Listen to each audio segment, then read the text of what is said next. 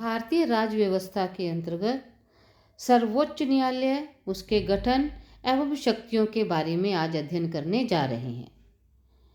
कोई भी समाज बिना विधायी व्यवस्था के रह सकता है, यह बात तो समझ में आ सकती है, परंतु किसी राज्य की कल्पना नहीं की जा सकती जिसमें न्यायपालिका या न्यायाधिकरण की कोई व्यवस्था न हो।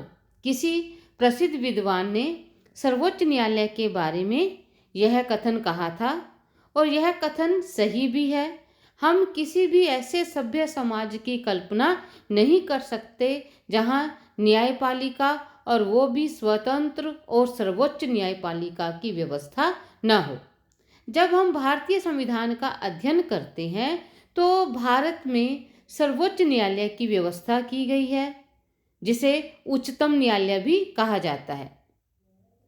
देखिए, किसी भी सरकार की श्रेष्ठता उसकी न्याय व्यवस्था की श्रेष्ठता पर ही निर्भर करती है।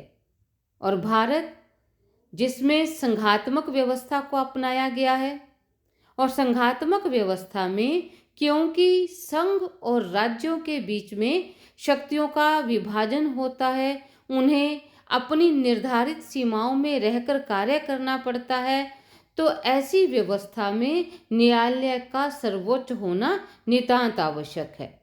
इसके अतिरिक्त जो भारत का न्यायालय है वो भारत के संविधान का रक्षक है, क्योंकि भारत में एक लिखित और कठोर संविधान को अपनाया गया है और संविधान की सर्वोच्चता के सिद्धांत को माना गया है, और संविधान की सर्वोच्चता को बनाए रखने का कार्य सर्वोच्च न्यायालय के द्वारा ही किया जाता है। इसके अतिरिक्त भारतीय संविधान द्वारा भारत के नागरिकों को मूल अधिकार प्रदान किए गए हैं और मूल अधिकारों की रक्षा का जिम्मा भी सर्वोच्च न्यायालय के ऊपर रहता है। तो आज हम इस लेक्चर में अध्ययन करेंगे कि सर्वोच्च न्यायालय का गठन कैसे होता है और उसके द्वारा किन किन शक्तियों का प्रयोग किया जाता है। सर्वोच्च न्यायालय के गठन में सर्वप्रथम देखते हैं कि भारत के सर्वोच्च न्यायालय के न्यायाधीशों की संख्या कितनी है।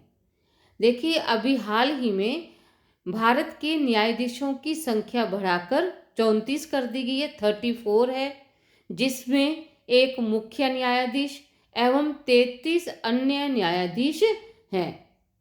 यदि हम मूल संविधान का अध्ययन करते हैं तो मूल रूप से सर्वोच्च न्यायालय के लिए एक मुख्य न्यायाधीश तथा 7 अन्य न्यायाधीशों की व्यवस्था की गई थी, लेकिन साथ ही न्यायाधीशों की संख्या, उनका क्षेत्राधिकार, वेतन, सेवा शर्तें निश्चित करने का अधिकार संसद को दे दिया गया था।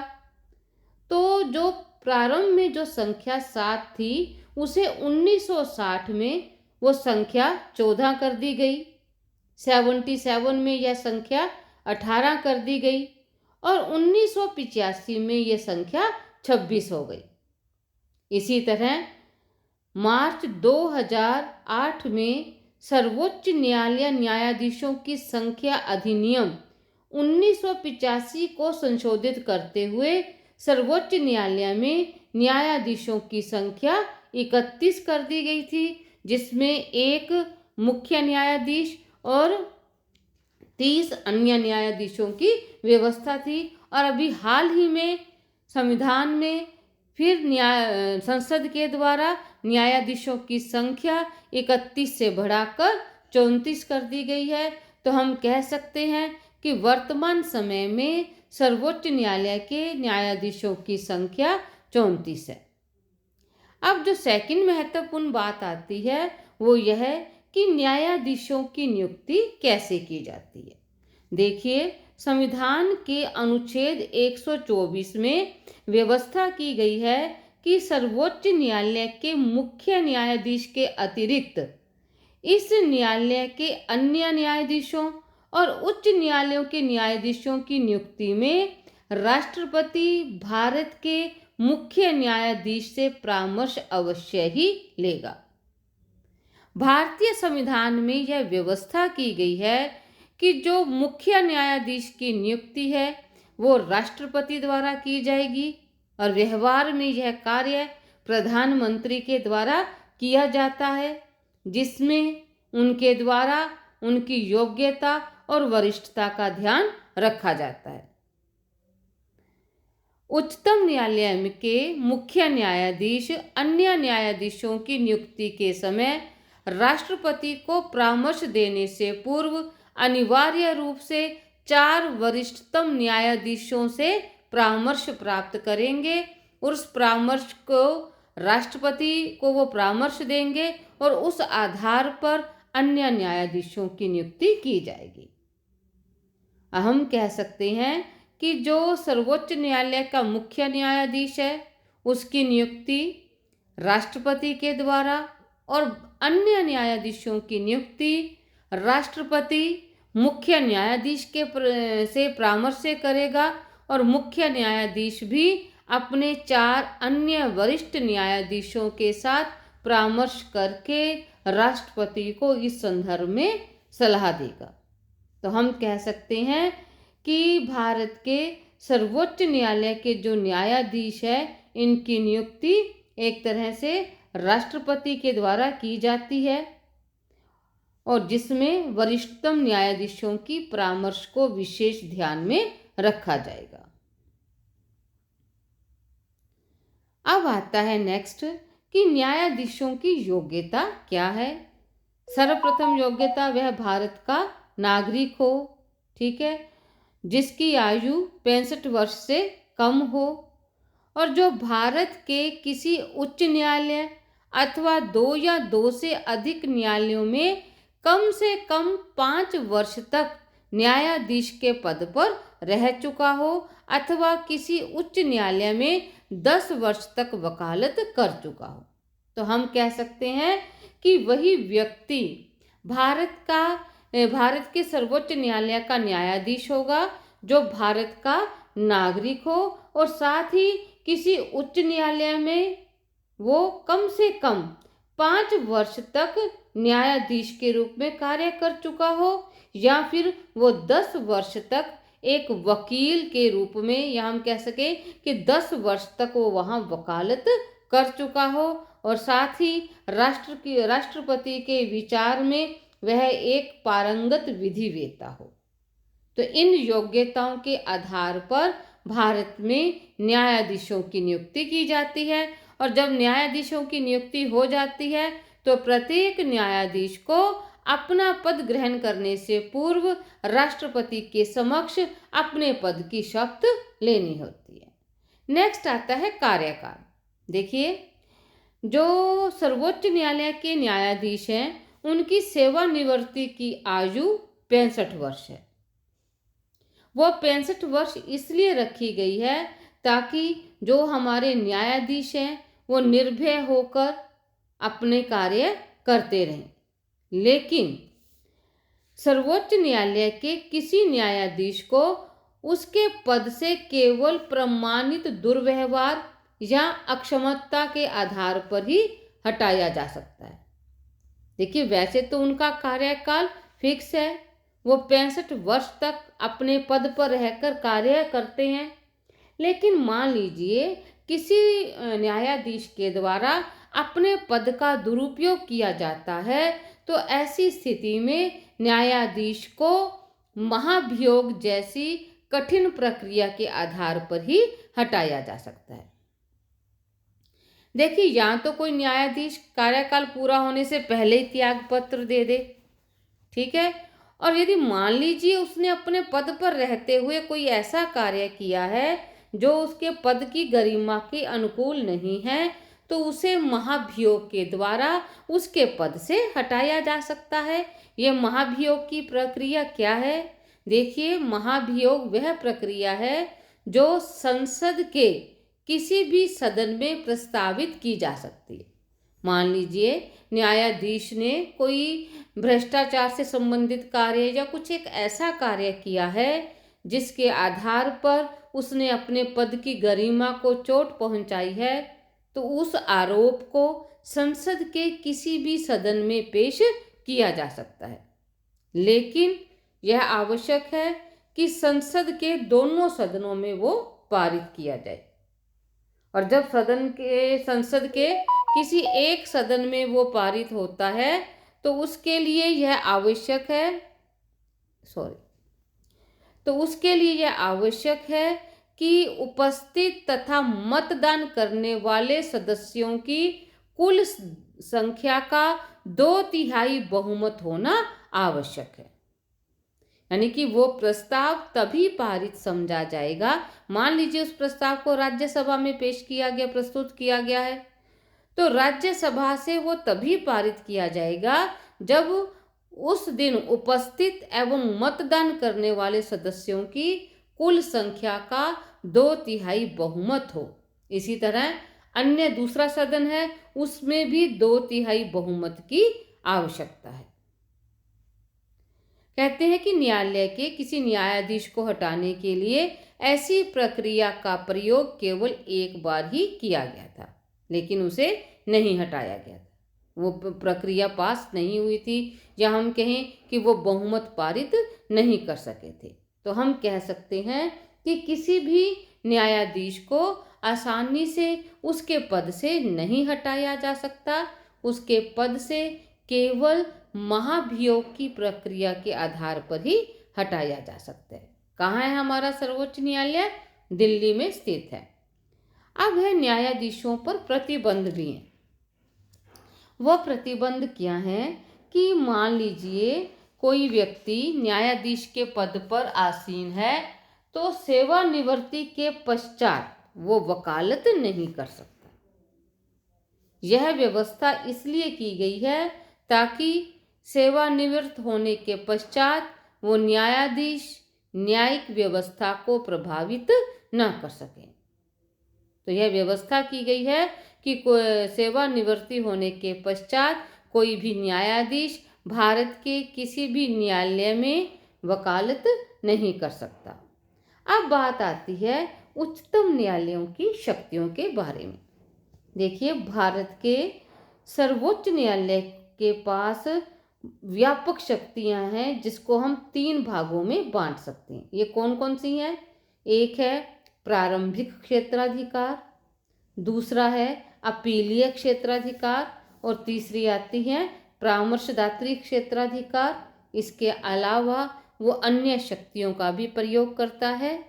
अब सबसे पहले हम देखते हैं प्रारंभिक क्षेत्राधिकार। देखिए, अनुच्छेद 131 के अनुसार सर्वोच्च न्यायालय को कुछ मुकदमों पर प्रारंभिक क्षेत्राधिकार प्राप्त है। प्रारंभिक क्षेत्राधिकार से क्या अभिप्राय है कि ऐसे मुकदमे जो यानी कि सीधे सर्वोच्च न्यायालय में प्रस्तुत किए जा सकें।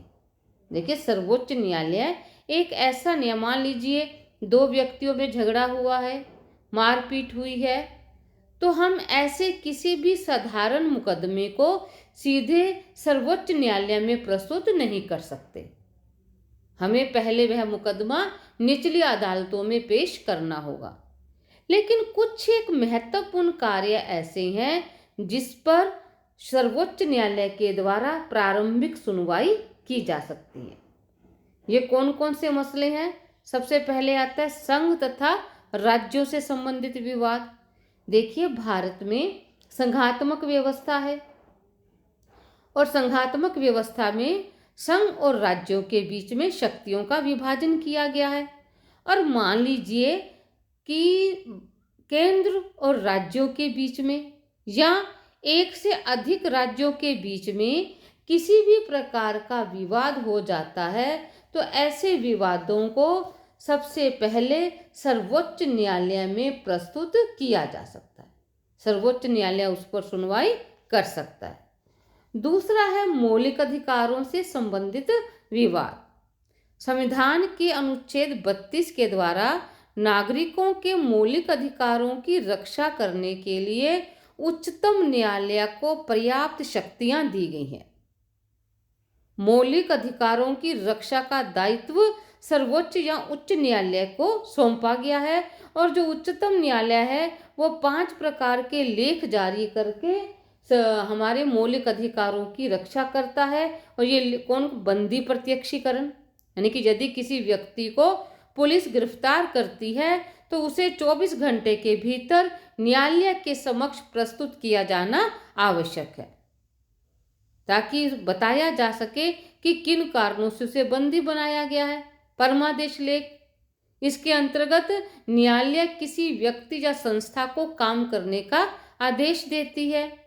प्रतिषेध लेख, इसमें आदेश दिया, जो प्रतिषेध लेख है वो उच्च अधिकारियों को ऐसे काम करने के लिए मना किया जाता है जो उनके अधिकार क्षेत्र में नहीं आते।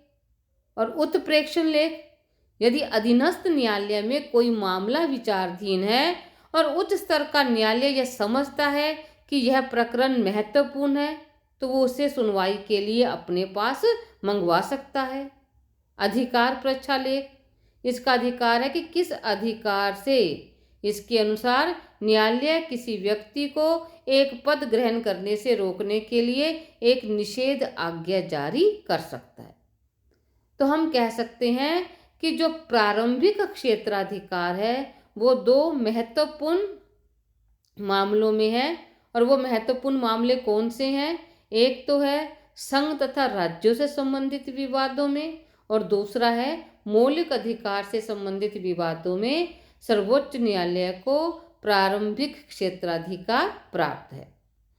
नेक्स्ट आता है अपीलीय क्षेत्राधिकार। अपीलीय क्षेत्राधिकार यानी कि सर्वोच्च न्यायालय को प्रारंभिक क्षेत्राधिकार के साथ साथ संविधान ने अपीलीय क्षेत्राधिकार भी प्रदान किए हैं। उसे समस्त राज्यों के उच्च न्यायालयों के निर्णय के विरुद्ध अपील सुनने का अधिकार प्राप्त है। इसमें भी सबसे पहले आती है संवैधानिक अपील। इसमें क्या है, यदि उच्च न्यायालय यह प्रमाणित कर दे कि विवाद में संविधान की व्याख्या से संबंधित कानून का कोई प्रश्न है, तो उच्च न्यायालय के निर्णय की अपील सर्वोच्च न्यायालय में की जा सकती है। फिर आता है दीवानी। देखिए, इस समय जो मूल संविधान था, ठीक है, उसमें जो व्यवस्था थी उसे 1972 के 30वें संशोधन के द्वारा उसमें चेंज कर दिया गया। पूर्व में यह व्यवस्था थी कि उच्च न्यायालय से सर्वोच्च न्यायालय में केवल ऐसे ही दीवानी विवादों की अपील की जा सकती है जिसमें राशि 20,000 रुपये से अधिक हो। लेकिन फिर इसमें संशोधन कर दिया गया है। अब धन राशि की सीमा हटा दी गई है और यह निश्चित किया गया है कि उच्च न्यायालय से सर्वोच्च न्यायालय में ऐसे सभी दीवानी विवादों की अपील की जा सकती है जिसमें उच्च न्यायालय द्वारा यह प्रमाणित कर दिया जाए कि इस विवाद में कानून की व्याख्या से संबंधित सारपूर्ण प्रश्न अंतर्गत। ठीक है, अब आता है फौजदारी अपील।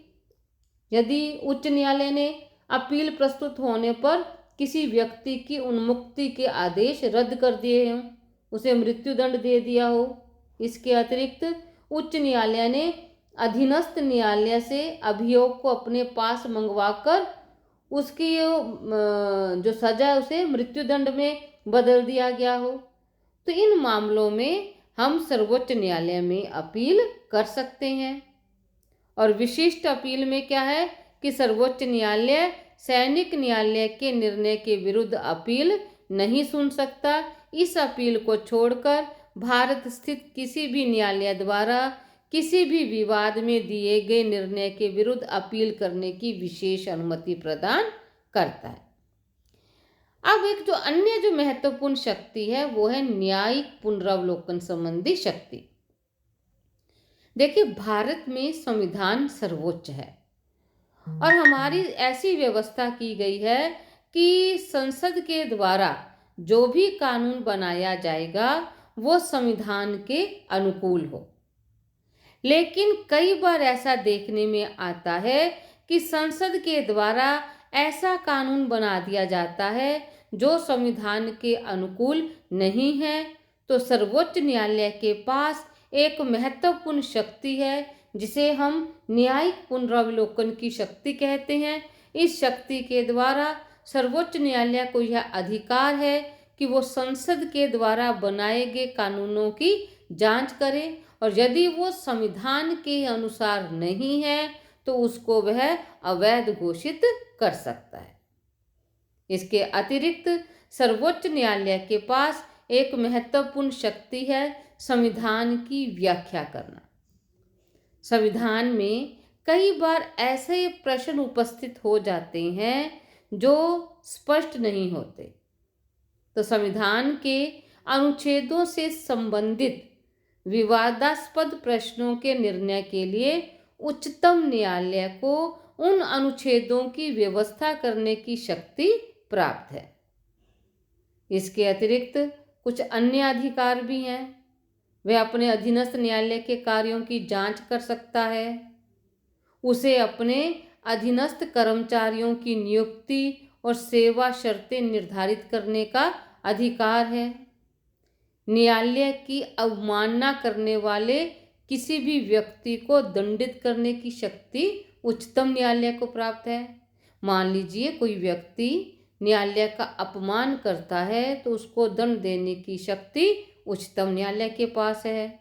उसे राष्ट्रपति, उपराष्ट्रपति, लोकसभा अध्यक्ष और प्रधानमंत्री सहित भारतीय संघ के अन्य पदाधिकारियों के चुनाव में उत्पन्न विवादों में भी निर्णय देने का अधिकार है। तो हम कह सकते हैं कि जो भारत का सर्वोच्च न्यायालय है वो अपने अधिकार और शक्तियों के आधार पर वास्तव में सर्वोच्च है और स्वतंत्र है। धन्यवाद।